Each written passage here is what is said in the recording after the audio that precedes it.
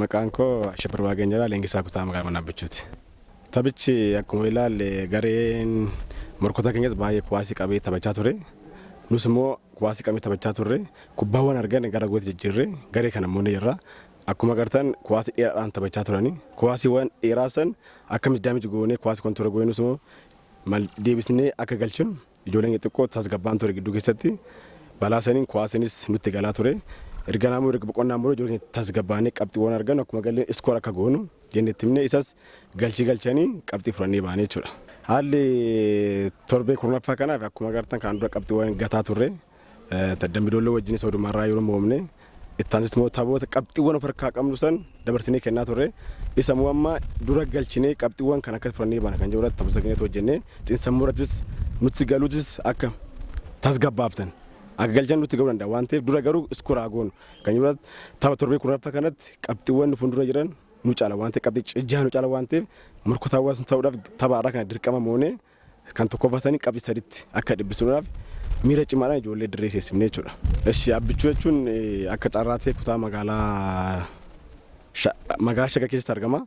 Kutaa magaalaa 12 kutaa 12 kana keessa kutaa magaalaa Manaabichuu naannoo Shaggar keessatti argama. Naannoo Shaggar keessatti argama malee duraan magaalaa Sultaa turreeyyuu magaalaa Sultaa nurraa adda citee kutaa magaalaa Sultaa jedhamee nuyi immoo akka carraa ta'e kutaa magaalaa Manaabichuu jedhamee naannoo uumamne jechuudha.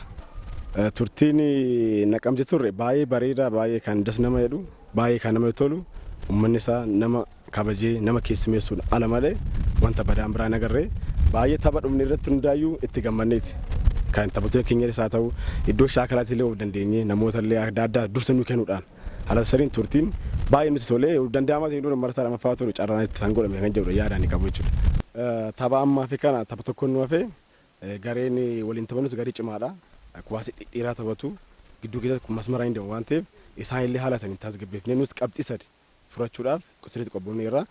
Qabxii amma arganne kana har'a arganneerra qabxii 11 taaneerra waliin fuuldura jennes immoo tarii qabxii gatuu danda'a waan ta'eef nuyi garuu murtee keenya ofii keenya murteessuudha. Qabxii kana sadeen taphaafeetis immoo kan jedhu miila keenya keessa kan jiru jechuudha. Gullisoo faana qabna.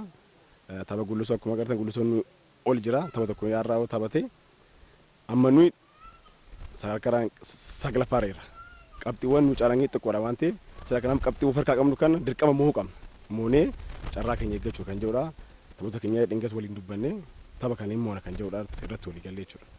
Hanqinni nu mo'ate xiqqoo karaa miindaa taphattootaatiin xiqqoo walitti bu'iinsi kutaa magaalaa keenyaa fi Shaggar wajjin gidduutti uumamee jira waan ta'eef isa koreen hundaa'ee kilaba kana akka itti fufsiisu kan jedhu walii galame miindaa keenya qabamee jira. Tarii asii galee nus bulchaa keenya faana dubbanne miindaa taphattoota keenyaa akka ganu dhiyeeffamuudha. Amma kana hojjechaa aballuma nyaataa fi isentii qofa argatanii jechuudha.